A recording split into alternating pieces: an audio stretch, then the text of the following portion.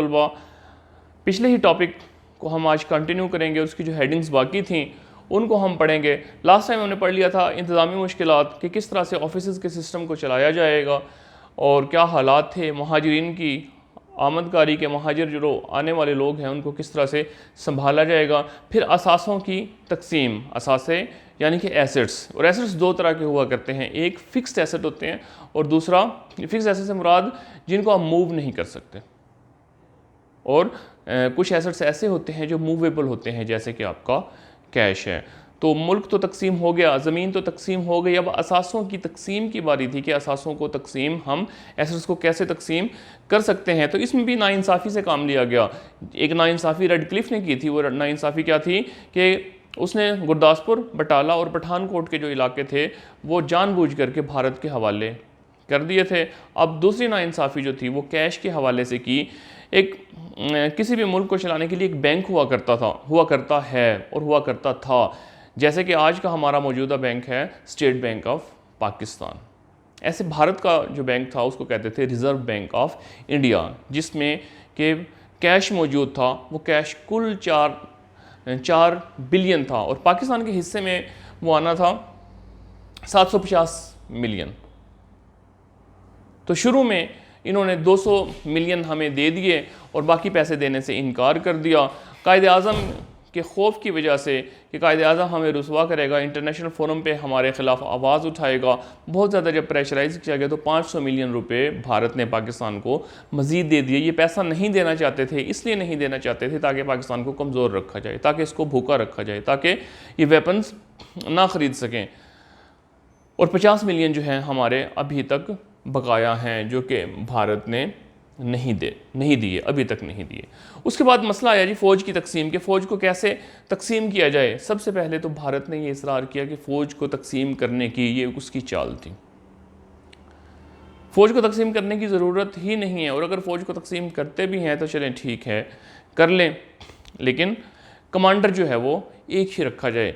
जैसे कि Lord Mountbatten ने रेडक्लिफ को कह करके कि तकसीम गलत की जाए अपना वो बदला लिया था, क्योंकि लॉर्ड माउंटबेटन ये चाहता था कि जिस तरह भारत मुझे अपना गवर्नर जनरल बनाने के लिए तैयार है, वो चाहता था कि मैं मुश्तरका गवर्नर जनरल बनना चाहता हूँ पाकिस्तान का और भारत का। लेकिन पाकिस्तान ने, ख़ास तौर पे कायदे आज़म ने, इस बात से इनकार कर दिया कि हम तुम्हें गवर्नर जनरल तस्लीम नहीं कर सकते, तुम ही लोगों से तो हमें छुटकारा चाहिए, तो तुम्हें मुबारक हो भारत की गवर्नर जनरली, लेकिन हम इसमें तुम्हें जो है पाकिस्तान में किसी किस्म का कोई ओहदा, कोई इंटरफेरेंस नहीं करने देंगे। तो उसी की दूसरी शक्ल वो ये कि फ़ौज की तकसीम करते हुए उन्होंने ये कहा कि कमांडर जो है वो एक ही रखा जाए, मुत्तहिदा रखा जाए। पाकिस्तान ने इससे भी इनकार कर दिया।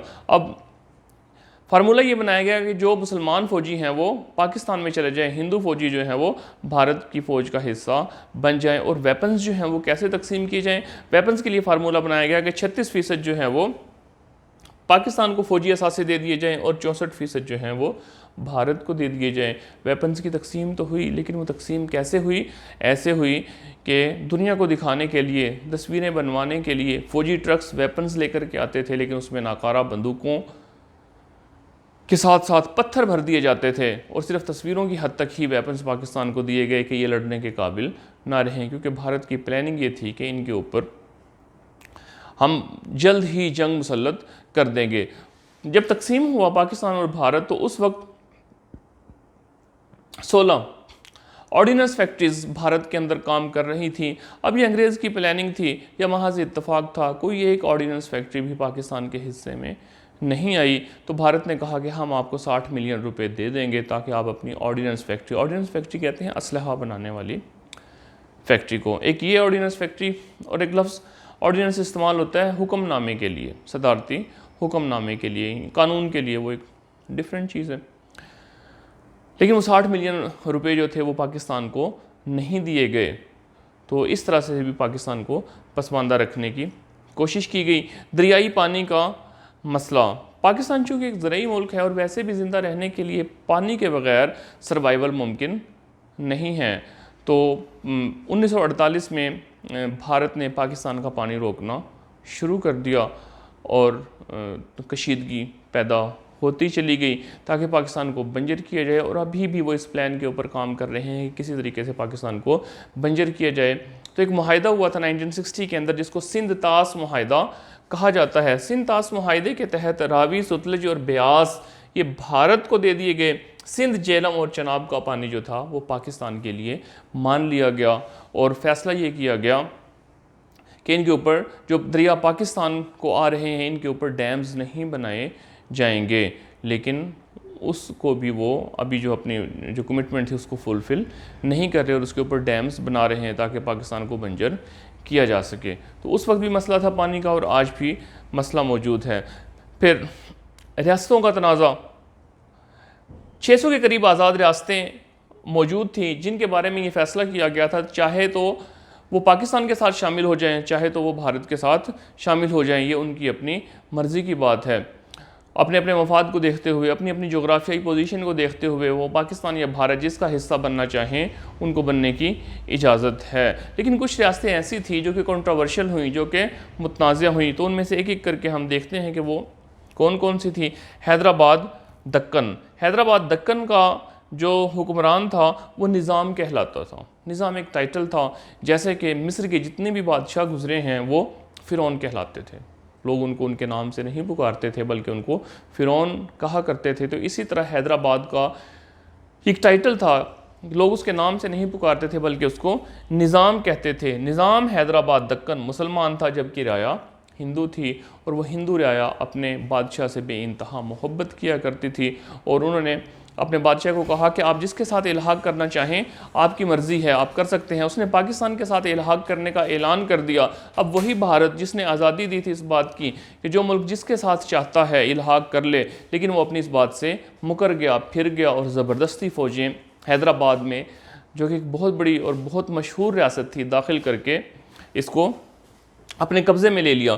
जूनागढ़ का नवाब मुसलमान था और राया की अक्सरियत भी मुसलमान थी। वो भी पाकिस्तान के साथ शामिल होना चाहते थे, लेकिन उसके साथ भी यही सलूक किया और ज़बरदस्ती कब्ज़ा कर लिया। रियासत मनावादर, इसका जो हेड था वो मुसलमान था और उसने भी पाकिस्तान के साथ इल्हाक कर लिया, लेकिन उसके साथ भी भारत ने ज़बरदस्ती फ़ौज कशी करके, उसके रास्ते बंद करके, उसकी खुराक बंद करके उसके ऊपर भी कब्ज़ा कर लिया। आखिरी जो मुतनाज़ा रियासत थी वो थी रियासत जम्मू कश्मीर।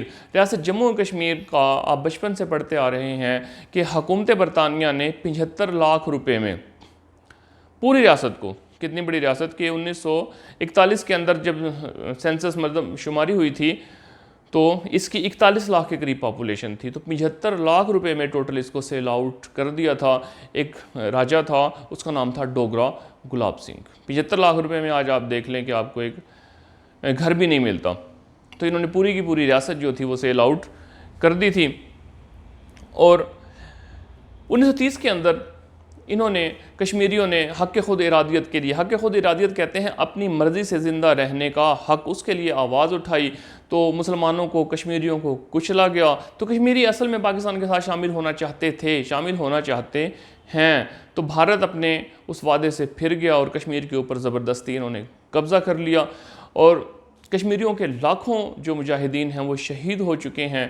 पहली जब जंग हुई थी वो भी इसी हवाले से, पाकिस्तान की और भारत की पानी के हवाले से, कश्मीर के हवाले से हुई थी। 65 की, 71 की जंगें हो चुकी हैं, झड़पें तो रोज़ आए दिन होती रहती हैं। तो इस सारी की सारी कशीदगी की वजह मसला कश्मीर है। अक़वाम मुत्तहिदा या सलामती कौंसिल इसमें अपना कतन कोई मुस्बत किरदार अदा करने के लिए तैयार नहीं है। वो नारा तो लगाते हैं हक़ खुद इरादियत का, लेकिन साथ वो हमेशा ताकतवर का देते हैं, भारत का देते हैं। तो जब तक मसला कश्मीर हल नहीं हो जाता उस वक्त तक पाकिस्तान और भारत के ताल्लुकात कभी भी बेहतर नहीं हो सकते। आज के लिए डियर स्टूडेंट्स इतना ही। नेक्स्ट लेक्चर में इंशाअल्लाह ताला नेक्स्ट टॉपिक पढ़ेंगे। अल्लाह हाफिज़।